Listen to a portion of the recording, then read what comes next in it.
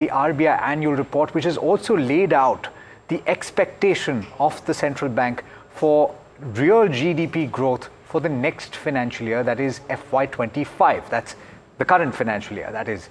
Vishwanath Nair, the banking and economy editor, is joining in to tell you about what that number means and what the context is. Vishy, what can you tell us?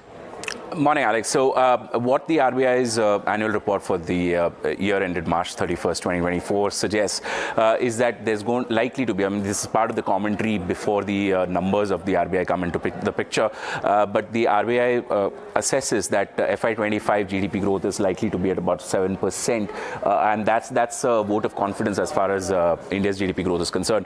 The other thing that the RBI has noted in its annual report is the size of its own balance sheet.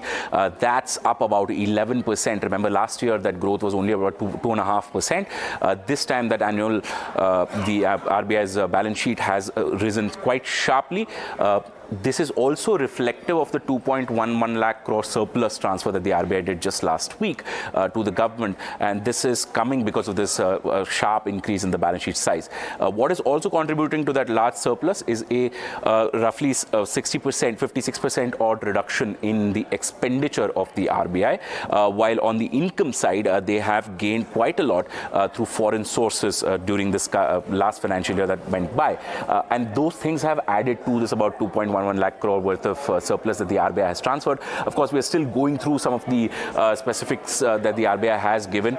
It expects that going ahead, food inflation, headline inflation is likely to peter down during the rest of the financial year.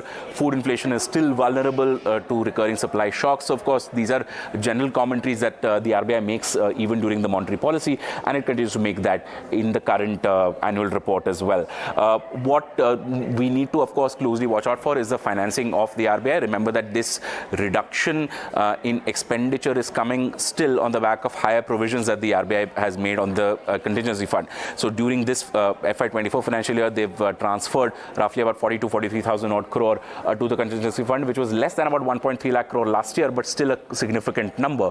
So on the back of this higher provisioning, you are still seeing large surplus, which the RBI has, of course, managed to transfer to the government. All right.